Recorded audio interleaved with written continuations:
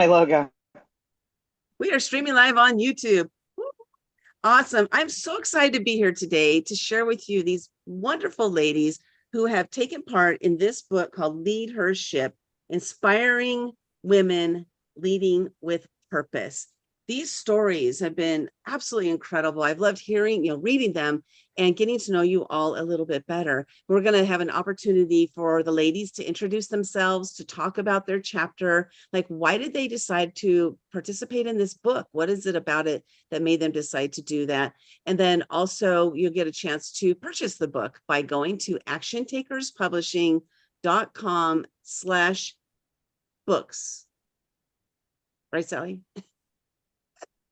Yes. Okay. Yeah, they Action can go Takers to that Publishing. slash books, or they can go to slash leadership too, It's or leadership. LeadHERship. Yeah, it takes them, everything takes them to the right place. Okay. Awesome. Awesome. Yeah, just go on over there and get a copy of the book. And also, while you're on the webpage, you're going to see opportunity to cash in on some free gifts that the authors have given. So if that's something you're interested, go check it out, see what they're offering to you, and take advantage of it. Take advantage of these ladies. So I don't say that very often, by the way. So let's do this. What I want to do first is I want to start off with the curator of the book, was Kathy Dirksen. And let me spotlight me and Kathy. Kathy, you have brought this book to us at Action Takers Publishing, and we want to just thank you so much for the authors that you've brought to us, because I think this is your 10th book with Action Takers Publishing. Yes. Yeah. Well, so first, before we actually talk about this book and how it came to be, I'd love for you to just tell the people, like, why do you keep coming back and why do you keep doing this? Like, why? What's the insanity behind doing all these collaborative books? Yes. Well, I started participating in multi-author books in 2019, and I just fell in love with the whole process of each of us sharing our journey, sharing our wisdom, with that idea that our stories are so powerful and can really inspire, motivate, support other people. And after a few books with other people, I realized this is what I'm supposed to be doing. I'm supposed to be creating opportunities for especially women to share their stories. And yes, and then you got started with the publishing world. And of course, it's just a perfect match for the two of us working together. And so yes, here we are, 10 books later and many more to come. And I love that. That actually leads to your leading with purpose, right? Because that's your, like, you discovered your purpose during this journey. And I think us discovering our purpose, we all find it in different ways. And some of us find it later in life and some of us earlier. And it's just like a journey for everybody. But how did you know that this was the thing, Kathy? Because that is, to me, the most fascinating, is when people discover that, like, this is their thing. How did you come to that conclusion? Because you had been in the tech world, then you were in the finance world, and now you're doing books. I mean, they're completely different. Yes, yeah.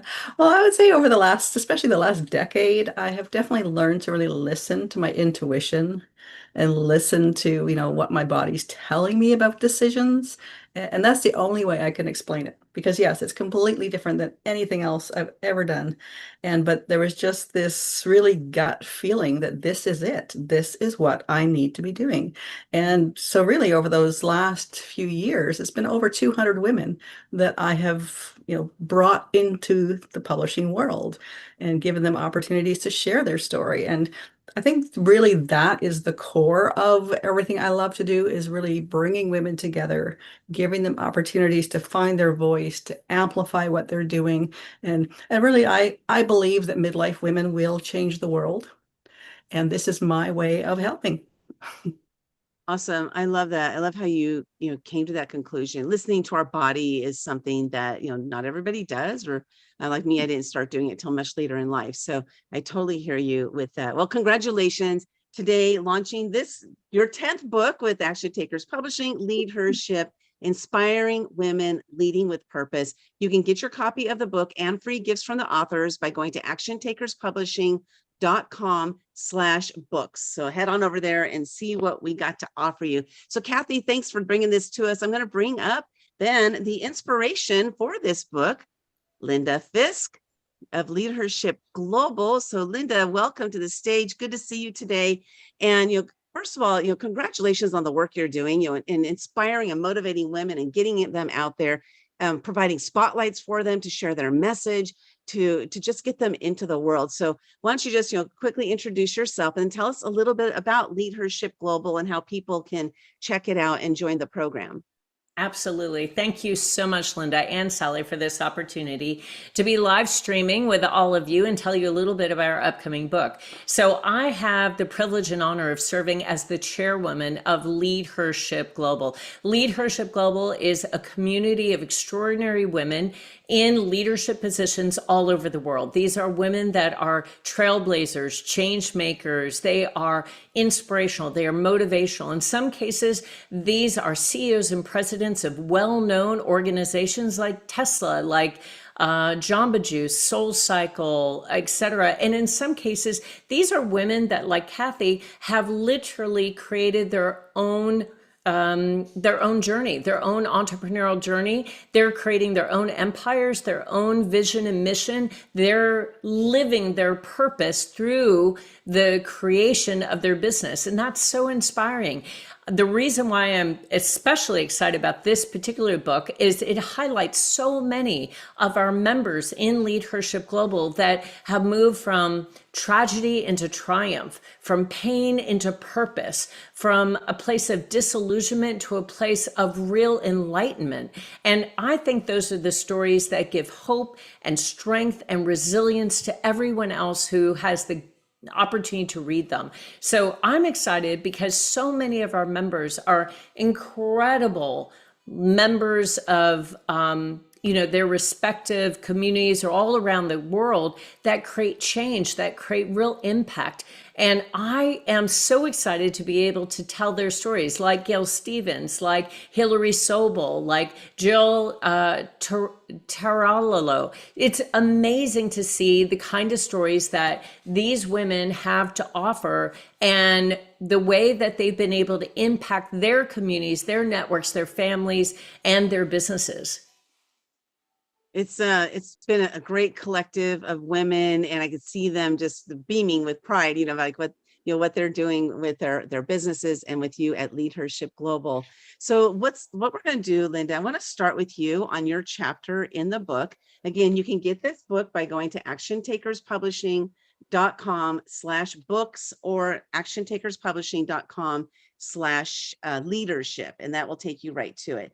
Oh, wait, first, I forgot. Okay, so how can they find out about LeadHERship Global? Like, where do they go to find out about it? Absolutely. So we have a website, which is the name of the book, LeadHERshipGlobal.com. So if you go to LeadHERshipGlobal.com, you can check us out. You can drop us a note. You can get involved. You can join us, or you're welcome to drop me a note. I'm very active on LinkedIn, and you can check out Linda Fisk in LinkedIn or LeadHERship Global on LinkedIn. And we're happy to get in touch and tell you more about this community of extraordinary women creating change all over the world and how we help accelerate their success. We help them literally get access to the privileges, benefits, and opportunities that most women don't even know are available to them, like writing a book. A lot of women have writing a book on their to-do list, on their bucket list, but they have no idea how to go about it. So we open up the opportunity for you to get experience in the publishing world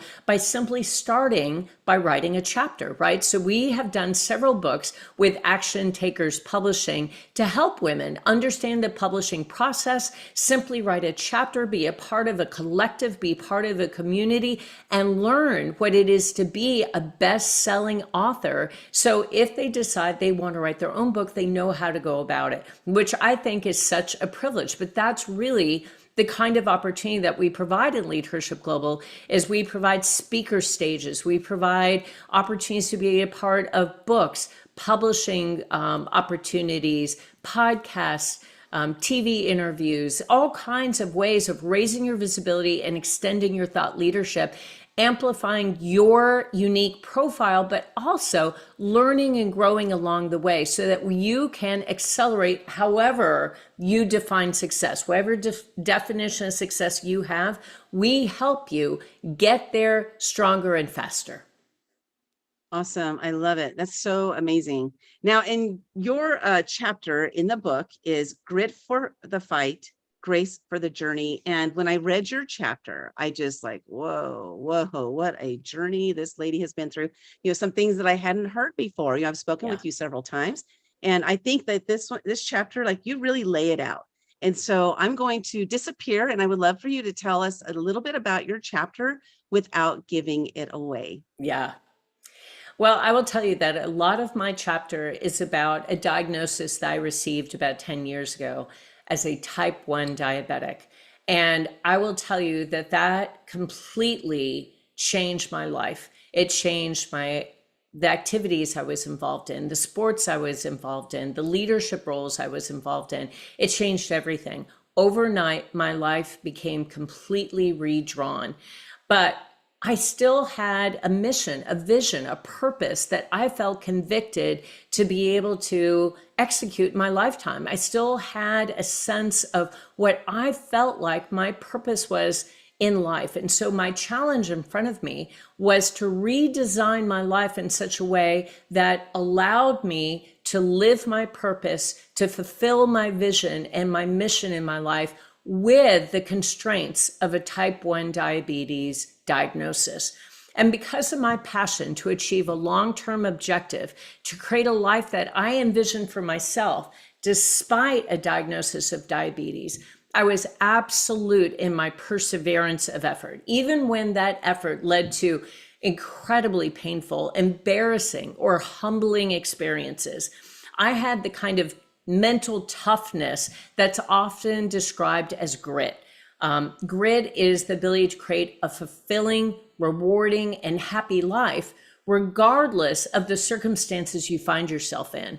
And Angela Duckworth, a researcher at the University of Pennsylvania, suggests that grit can be defined as the ability to achieve one's long-term plans despite significant challenges and obstacles. In fact, grit can be a strong predictor of success.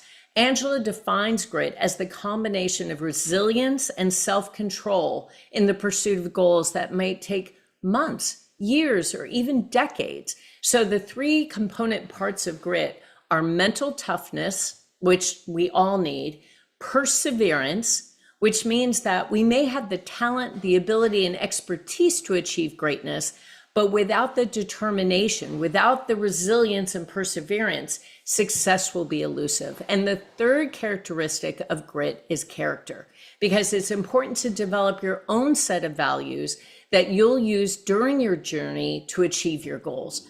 And so what I learned is that by incorporating tenets of grit into my approach when tackling any worthy pursuit, especially those connected to my vision, my mission, my purpose, that was an absolutely fundamental key to success. It is equally important to embrace the concept of grace.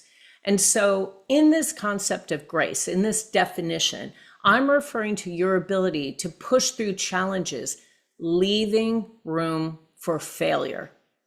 So what I recognize is I'm going to have setbacks. I'm not going to do this perfectly. I'm going to stumble. I'm going to fall. I'm going to fail. But grace is an embodied attitude. It's a characteristic, it's a belief. And as such, it has a contagious effect on others, including your family, your friends, your community, your business. Through grace, you can actually begin thinking positively of yourself, even though, as I said, you will inevitably fall short of your expectations for yourself at some point. But you can and will do better if you allow yourself to. So grace is a force for good. When times are challenging, it's going to require courage. And grace gives you the courage to take that next step. So that's really what my chapter is all about, that grit determines that life challenges will neither define us nor defeat us. It is the toughness, the courage, the bravery, the resilience and spirit that drives us back forward. It's really kind of the backbone. It's the inspiration, the steel nerve, the vision that you cling to. Your grit is where your perseverance meets your passion. But I will tell you, it's the understanding and forgiveness that's born out of self-discovery and self-acceptance that will get you through. That's grace. It's an undeserved, unmerited, unearned embrace of acceptance. And I will tell you, in my experience, grace always turns heads, it opens minds, it softens hearts, and it leaves people in awe. So that's what I talk about through the experience of this life-changing diagnosis and all of the incredible consequences and impact that it has had in my life. The best lesson that I've ever received is how important it is to have both grace and grit in your perseverance as a leader through all of life's changes. Awesome. That is so good. So good. But you got to read the story because she dives into some really personal things.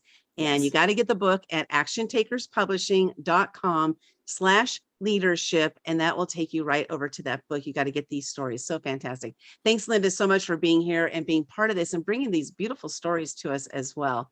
So next up, I'm going to bring up Cindy Van Eekhout. I think I'm saying your last name right. That's how I've been saying it in my head. It's very good, Linda. I know it's not so easy to pronounce, but it's Cindy van Eekhout.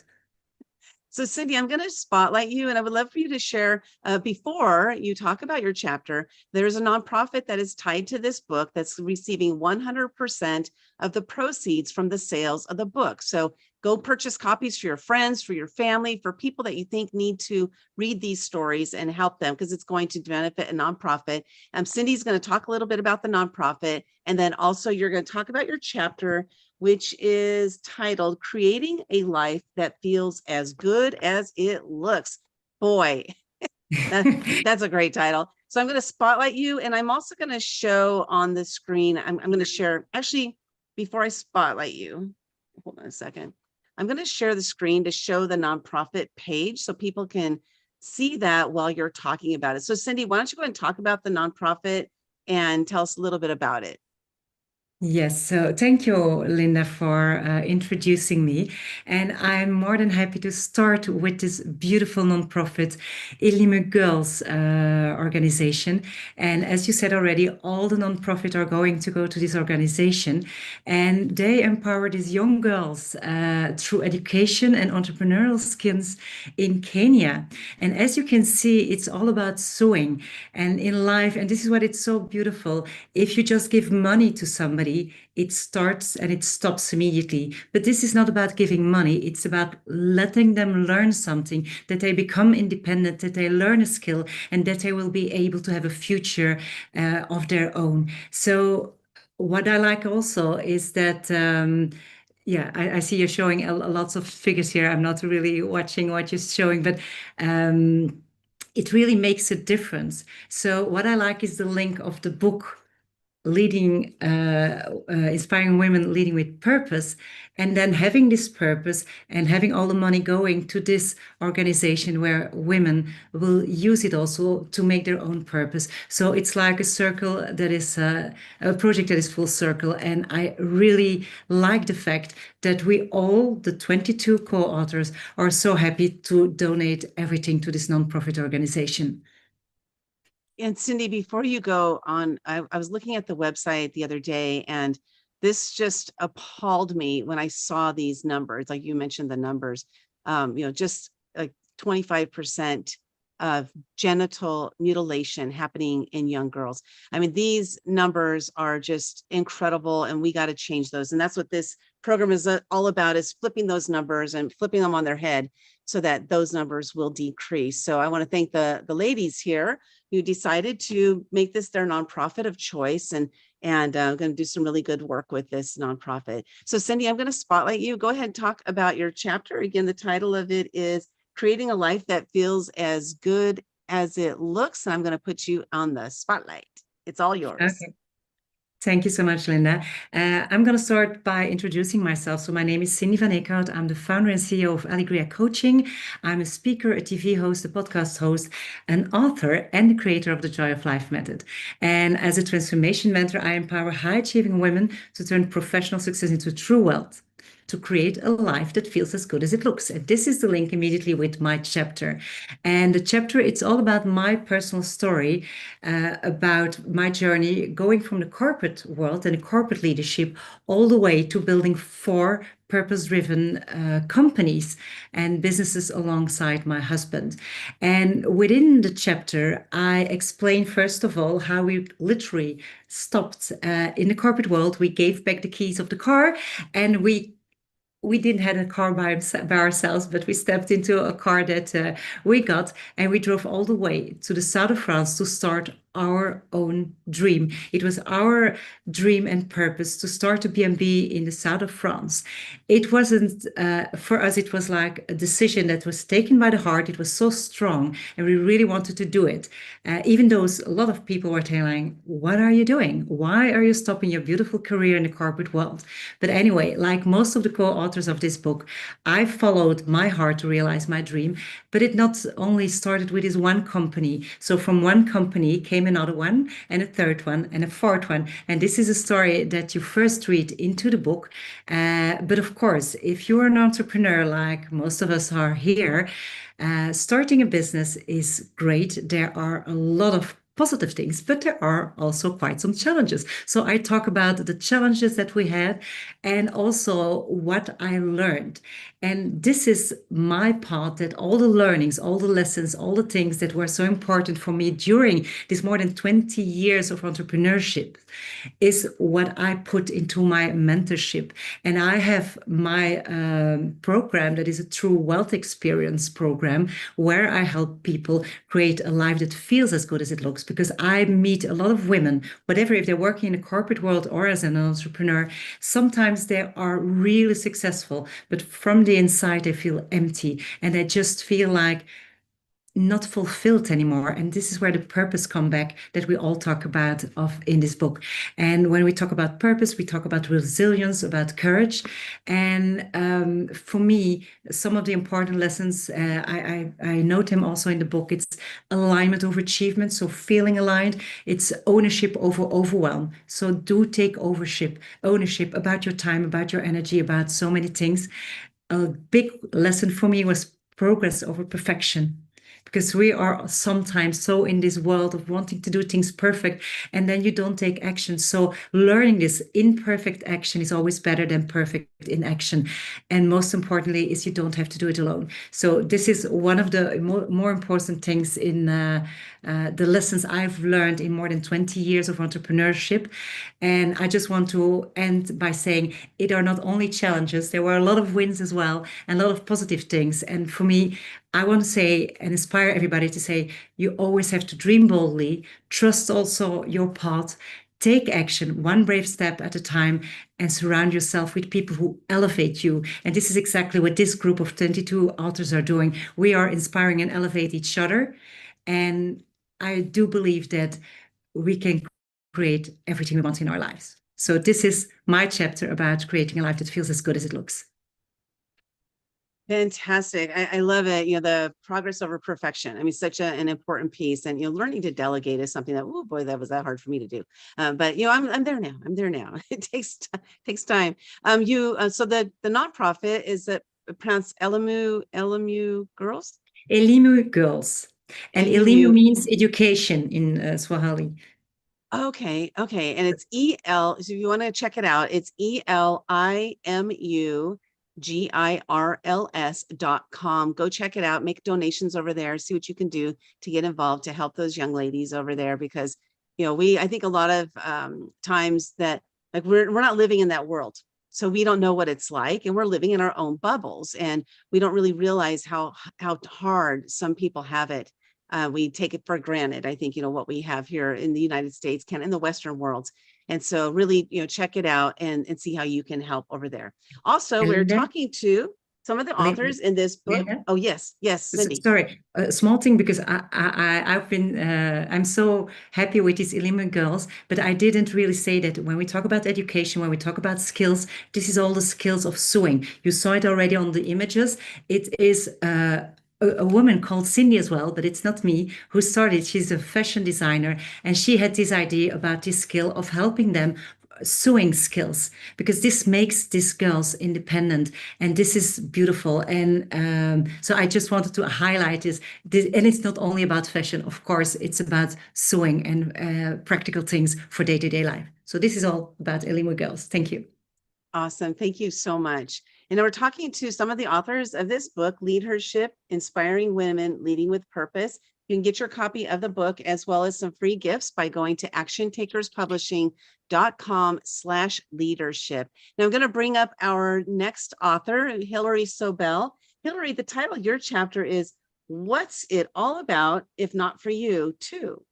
Don't forget to make yourself a priority. So why don't you tell us a little bit about your chapter without giving it away? Hillary, I'll go ahead and unmute. Sure. Good to see you all, and thank you for the opportunity to talk about my chapter. It's important to understand that what I'm doing now is not what I was doing when during the time of the chapter. I now work with women entrepreneurs who want to align their personal lives and their business lives. And when you read the chapter, you will understand why that is so important to me. In my prior life, I was a lawyer, I was a litigator. And one of the things that I found was the excitement of becoming a lawyer took over my life. And I rationalized it, as we all tend to do when we do too much, that this was the bargain. You know, I'm a lawyer. These are all of the things that come with being a lawyer, and I can defer everything else until later. And what I've found in my life and in the lives of my clients now is that when you do that, you lose something. You lose a piece of yourself, and your business becomes your life. And the impact of not respecting who you are in your own life has a way of diminishing yourself in the world. It puts everybody else first. It deceives you into believing that all of the things you are doing for all of the other people, as wonderful as they are, as much as you may love them, your family, your friends, your community, that you are doing that for you. And it's not until you suddenly realize that there is something else you want and nobody else is recognizing that, including yourself, you start to resent the people around you, which is what happened to me. And it was the catalyst for me to figure out how to become part of my own life. It is a story that I tell in the chapter where I absolutely lose it on one of my dearest friends in the world who asked me for help. And I just screamed at him to say, I just need 2 days to myself to do my own thing. And it was a wake-up call for me, because it wasn't until that moment that I realized that all of the things that I do for others, I am not doing for me.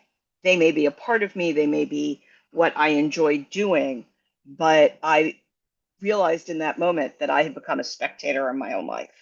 And so what you will see in the chapter is how that came to be, how I ultimately recognized it, as I say, with this one interaction with one of my dearest friends in the world who was not upset with me at all when I flipped out on him, and how I have managed to ensure that I remain a priority in my own life, that I participate in my own life, so that on those days when, it all hits the fan, it's okay. I know how to deal with it better. And it allows me not only to be a part of my life, but allows me to also understand how to build my business better, how to help my clients build their businesses better so that their businesses don't run them. They run the business because they are a part of their own lives. And it was quite an extraordinary realization for me, particularly when I put pen to paper, that this story started at the very beginning of my career, and I just didn't see it happening. It's that day to day, you live your life, but you don't really see what your life is until you take a moment to stop and step back and look at it. And then when you see basically the story, the film that is your life, you recognize that you were the narrator, not one of the actors in it. And so I do hope, I know that this is not just me. I have spoken to many people. I suspect the people watching the live stream have at some point in their lives felt this as well. It is all too relatable. It is particularly all too relatable for women who have so many different roles and obligations in life, whether it's due to family or societal norms, that I know that this will resonate, and I hope that this will empower women to become more important to themselves and really uh, reflect on how putting themselves first is not selfish, it's selfish. Because we've all heard that you can't pour from an empty cup. That's true, but you got to have the cup first. And so I really hope that the trials and tribulations that I experienced over 3 decades of practicing law and putting everybody else first is something that will guide other women reading my chapter so that they don't have to wait 30 years to figure it out. And this has just been such a tremendous opportunity to share this story. So thank you, Linda, Kathy, for putting this all together. You're And Sally. welcome. You're welcome. And I wanted to, first of all, thanks for sharing your story and that message. Congratulations on making the shift, 30 years of doing something and making that breakaway. But you've done something recently because we hosted a challenge to how to write your book in 30 days. And you jumped into that challenge. And I'm just curious, what was it about you writing your first chapter that made you decide, I'm going to write a book now? It's something that I had wanted to do for a while. I had written some articles, uh, but that's very sort of hit or miss. You do one here, you do one there. Seeing this anthology having an overall theme with chapters contributed by all of these amazing, brilliant women sharing their perspectives, I thought this was the opportunity for me to get that done because there's a lot in this head. And one of the things I like to do, aside from learning from others, is sharing what I know. And so that 30-day challenge was a real kickstart for me to say, okay, let's get this done. You know how to do this. It's one chapter, and then it's one chapter, and it's one chapter, one at a time, and it gets done.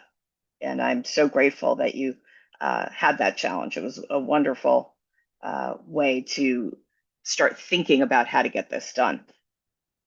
Awesome. I'm so glad you did because I know your story is very impactful and opportunity to share more of it. So thanks for being in this LeadHERship, Inspiring Women Leading with Purpose. You can get your copy of the book as well as free gifts by going to actiontakerspublishing.com/leadership. And next, I'm going to bring up Gail Stevens. Gail, the title of your chapter, go ahead and unmute yourself. The title of your chapter in the book is Creating Strategic Impact Through Business and Community Collaboration. So Gail, I'm going to spotlight you. Go ahead and share with us a little bit about your chapter without giving it away. The floor is yours. Thank you. And I don't know if you can see this, but it's a great privilege, a great honor to be part of this opportunity and this book. And I really thank everybody involved, especially Kathy, Linda, and Sally, and all of us. And even just being part of this today is so inspiring. So thank you. My chapter is called Creating Strategic Impact Through Business and Community Collaboration. And I will start by saying that when I saw the title of this book, it it spoke to me, as I say. But more than that, it just pulled me to it. And I actually had been looking at some book opportunities. This was definitely on my um, top 5 list. And I call myself a startup with an acceleration mindset. So that's why I'm part of Leadership Global. And that's why I embrace these opportunities, even though it's very hectic to try to synthesize. But I know that this book is also going to be a really important launch pad for so much more than all of us initially even thought about. My chapter actually, creating strategic impact through business and community collaboration, is what my company is here in Dallas, and it's called Strategic Impact Group. Business and community collaboration, working with the executives, the leadership, and their companies to be more strategically impactful in the community. And we all see the social issues, pick your social issue. But we also see that over the last 10 years, how our world is changing, how our country is changing, how our values and ideals. And these are the things that really started to ignite me. But what I realized is that it pulls together my entire life, which is amazing because it's about my family upbringing in Flint, Michigan, the youngest of 3 girls. My parents were entrepreneurs, and my mother was a community leader, a businesswoman, a lawyer before her time. She was not actually a formal lawyer, but she handled cases with if as a every team has a good attorney. And the community of Flint, Michigan was very central to how we were raised at the height of the American automobile industry. And as a teenager, I could see Martin Luther King on television during the civil rights movement, Bobby Kennedy, John F. Kennedy. So I bring that to my life. And over the course of time, I've always been involved in both business and community. And it's always, they both pulled me in trying to figure out how to bring it together. And I will say that very proudly, I went to University of Michigan, got a degree in education, because what did girls do at that point in time was to either be a teacher, a nurse, or a wife and a mom. And I was like on the cusp with the women's movement. So I really rode that. And I went to college at University of Michigan. So it was a very dynamic environment. And my degree's in education because I love education. I love children.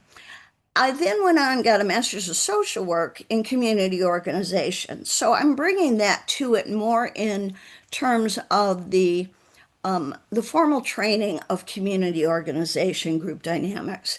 And then I was in DC for 10 years, and it was a wonderful experience. But I found that it was really difficult for women to break into business. And so I went back to school. I moved out to Los Angeles. I was single. I thought, you know what? 2 years out of my life will, when I had this whole horizon ahead of me. And my mom had just become widowed and she ran the business. And Linda, you talk about your struggles and your pains and pushing through and grit and grace. That was my mom. And she ended up selling the business for, they would say, oh, poor widow, they wanted to buy it pennies on the dollar. It's like, no, no, no, you don't know my mom. And she kept the business going, a tough business, and she sold it as a going business. So I have her as my model. And as all these things are happening over the course of time, and I'm becoming, back in 2015, 2016, I was watching the news every day with Bob, luckily. And it's like, what's going on here? I became aware. And I also know history. I know history in Europe. And so I was watching and it was like, wait a minute. We can't become as divisive and as hateful as we are. And if we allow it to continue to happen without standing up and speaking out and taking action, whatever it is, but not being a spectator in life. And those are really important seeds because I started to cultivate some themes as all of this is going on over the last, 5, 10 years. And I have themes that I've developed, and I have a framework and KPIs that I've cultivated for strategic impact. And so my story talks about starting as a little girl who, as a 7-year-old, became an entrepreneur, manufacturing and selling potholders in the area, in the community. And so the kinds of things that have shaped me along the way, the the love that I get from my family, and just being able to put this into, it's like I just really feel that it's the companies who have the resources, and we need to be able to collaborate, we need to be strategic, and we need to be wise. And so the lessons of this book are the lessons that we all take in our own work. And I will just share the quick the themes from my book. Number one is we must advance our shared values. That's exactly what I said as I stood up. Wait a minute. The next one is transformational leadership in a transformational era. And that's how I see it. I see us being able to lift ourselves up, and we have to lift ourselves because we can't wait for somebody else to do it. And we have to lift ourselves up to be able to navigate through this life that we're all trying to figure out and be able to move forwards, being anchored, etc. So, transformational leadership in a transformational era. The other one is how to use our voices and how to So create. Gail, Yeah. so I'm going to stop you because you need to get the book to read the rest of them. Okay. We don't want to give them all away. We don't want to give them all away. So Gail, I want to thank you so much for being in this book. I'm going to bring, we're very short on time. I want to bring up the last two authors. So you can get your copy of the book, LeadHERship, Inspiring Women Leading with Purpose, by going to actiontakerspublishing.com/leadership. Gail, thanks for sharing your message, your insight. And I love the idea of selling potholders at age 7. So fun. Thank you. So next up, we're going to bring Jennifer Irwin. Jennifer, let's see here. I'm going to bring you up here. The title of your chapter is, Are You Fearless? So I'd love to just share a little bit about your chapter. I'd love to hear what you, without giving it away. Don't give it away. No. So thank you. My name is Jennifer Irwin. I'm a passionate and driven HR leader. I'm now an author, a speaker, and my purpose in life has always been to help individuals and organizations make these small little pivots that fundamentally change their trajectory in life. And so I spent my book is really talking about how I grew up, not unlike Gail's message a little while ago, just before me, and how I grew up on a farm and working on that farm and learning about business from my parents, who are both wickedly smart people, very grounded, salt of the earth, gave back to community, had a great purpose in doing that, which is where I believe my purpose came from as well. I didn't know it at the time, but that's where it came from. And so as I grew up and I went to school and I graduated, and then I entered the workforce. And as the HR person in the organization, my role has always been about making sure that individuals within the organization are heard, that they have psychological safety, that they can speak up without fear of a reprisal. And unexpectedly, I went through some very confident eroding experiences that took me from being a strong, competitive, seemingly fearless woman to being a woman who was silenced by her fear. It eroded my confidence, my self-trust. And I began second guessing everything in my role, in my life, my instincts, my intentions. And I just felt like I wasn't who I used to be. And I was exhausted from surviving environments where integrity felt like a liability. I woke up with a knot in my stomach. I went to bed at night and I couldn't sleep. And every day going to work, and it didn't matter what organization I was in, there was always a key person in the organization who would do or say things that completely undermined my credibility, my self-worth, my confidence. And so my fear wasn't dramatic. It looked like hesitation, over preparation, self-silencing, smiling when I wanted to cry, sort of like when we were listening to Linda and her talk about grace and talk about resilience. My resilience was there under the surface. My grace was that not speaking up, not acting out or against what was happening.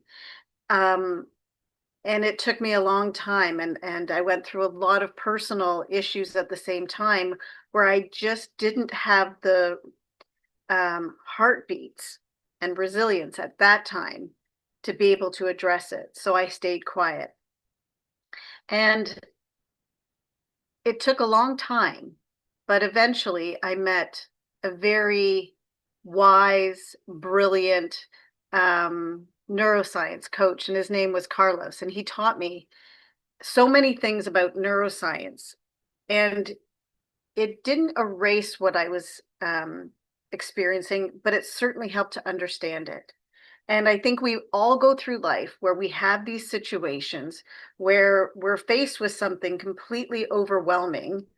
We know what we should do, but for whatever reason, we fear that we cannot do it because of the fact that it will somehow come back to haunt us. But what I did learn from him is that my fear wasn't weakness, it was biology. And I started to understand how the brain worked, the fight, flight, or freeze mechanism that comes into play when you go through and experience an amygdala hijack. And I outline all that in the book. I start to understand what my anxiety was and where I was in the moment living, which was usually in the past or in the future. And that created a great deal of hesitation. So for me, I learned a number of great things about how to rewire how I was thinking, how I was looking at myself. I was supposed to make sure everybody else was safe and I didn't feel safe myself, and I couldn't do it for myself. And so understanding all that really helped turn things around for me. And I started to give myself some grace, as Linda spoke about, and understand that fear is not necessarily or being brave isn't the absence of fear. It's the ability to know how to manage it. And that's what I learned how to do. And I learned little tips and tricks that I share in my chapter that help me be able to address those issues and take the anxiety out of it as I work. And so I really hope that that you purchase this book, not to read just my chapter, but all the chapters. They are so incredibly powerful, and there's so much value in everyone's chapter. Things that you learn, you think, wow, I see that in myself. Wow, that could really help me. And most importantly, it does go to support such a great charity that I feel very strongly about, and it aligns perfectly with my purpose. So please feel free to reach out to any of the authors, reach out to myself, and by all means, buy the book and support a great cause. Thank you. Awesome. Thank you so much, Jennifer. I know you have to head out, so I'm so glad we were able to get you in. Thanks for being part of this and sharing your story, your message. And fear is my topic, girl, so we got to talk. We got to talk. So next up, we're going to bring up our final, the author who is the curator of the book, Kathy Dirksen. This book, we're talking to some of the authors, LeadHERship, Inspiring Women Leading with Purpose. You can get your copy of the book as well as some free gifts at actiontakerspublishing.com/leadership. And Kathy, I'm going to spotlight you. Tell us a little bit about your chapter. And then after you're done, Kathy, we're going to wrap up. We're going to have Linda Fisk come back up and talk a little bit about the charity again. Kathy? Perfect. Thank you. It's so wonderful to have all of you here with us right now for this show. And I'm excited to later today also get together with some of our other authors I think we had 22 women in this book. So it was very exciting. And the chapter that I did in this book, I call it The Evolution of Leadership, Women Leading with Passion and Purpose. And really it focuses both on how I have evolved my own leadership in really discovering what I'm here to do in the world, but then how what I'm doing in the world is allowing and lifting other women to step into their own purpose and passion and leadership in their own way. And a big part of leadership for me is really focusing on how leadership is not a label, it's not a title, it's not a job description, it's really how we show up in the world. So we can be in different forms of leadership in our family, in our community, in our church, in our school, in our home, and of course in business, but really globally and in the world. What is it you're doing? What are we passionate about, and how are we bringing that to the world? So that's really a lot about what my chapter is. And Linda, Sunshine West, and Sally, thank you for being our wonderful publishers and getting this book out into the world. It has always been fun and exciting. So thank you. Kathy, thank you so much for bringing it to us. So it's our honor and pleasure to be able to work with you, and we really enjoy it. Like, you've been our greatest success that we've had with the book so far, and continue to do that. So I'm going to bring up last Linda Fisk. Go ahead and unmute yourself, Linda, and talk a little bit about the nonprofit. I'm going to share it up on the screen again, the LMU Girls. And let's see here. Go ahead and share with us so we can round out this amazing launch day. Oh, wait a minute, I forgot to mention. Oh my gosh, the book is #1 in Australia. Aussie, oi, oi, oi. And then in the US, #3 and 4, in Canada, #2. So we're really close to hitting those the #1 in the US and Canada. If you're in the US and Canada, please make sure to purchase the book. If you're anywhere in the world, of course, please make sure to purchase the book, but especially in the US and Canada, because we want to hit that #1. So Linda, go ahead and talk a little bit about the nonprofit LMU Girls. I love that. Thank you so much. I appreciate that, Linda. I will tell you that I'm so proud that all the proceeds from this book go to support this incredibly worthwhile charity.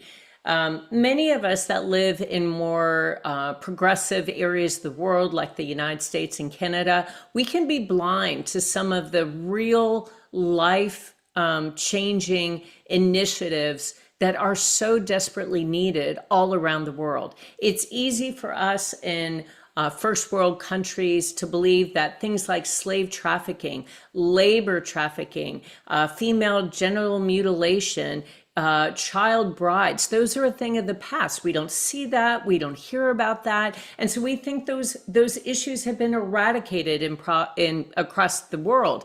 But in fact, that's not true. There are many places in the world where women and young girls don't have access to education. They don't have access to decision making about their own bodies. They don't have access to driver's license. They can't own property. They can't hold a job. There are many places in the world where women are still treated as property.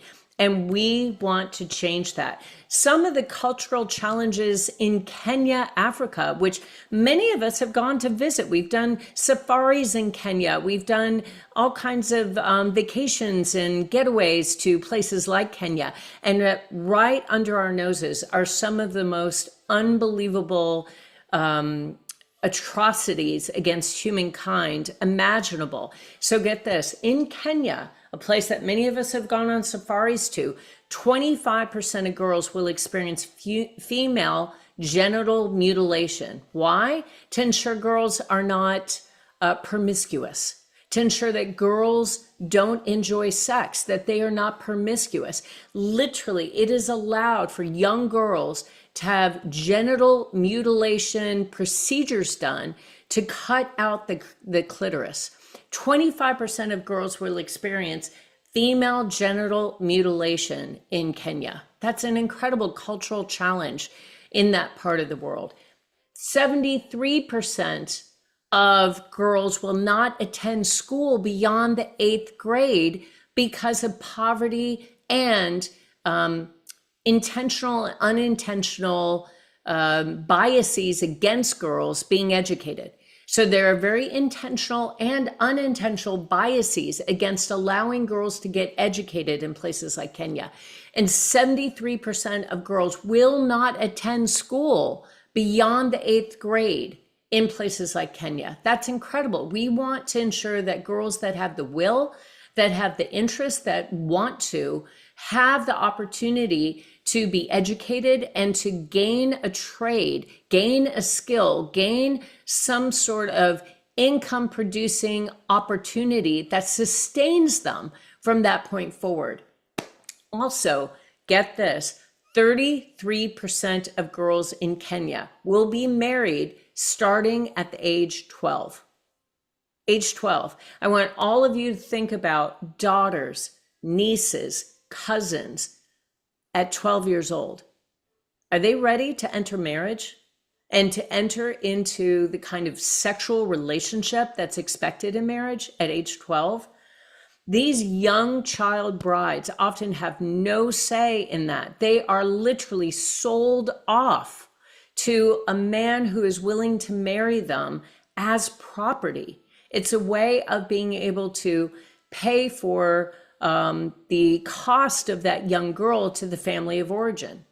So the family of origin is willing to sell their little girls into marriage because that offsets some of the expense of raising a child. Now, to me, that seems barbaric because I live in the United States and that's not legally allowed in the United States to enter marriage at age 12. But in many places around the world, like Kenya, that's a cultural challenge that still exists. 33% of girls will be married starting at the age 12. So what Emmylou Girls does is it gives an alternative option to young girls. So rather than families feeling as though they have no option but to sell their young girls into childhood marriages, into marriages that honestly shouldn't exist, they instead have an option to enroll them in Emmylou Girls. And they have an option to help their girls get educated through Emmylou Girls.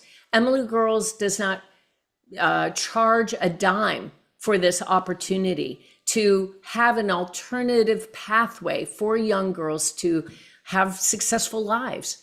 So this is an incredibly important initiative, an incredibly important nonprofit.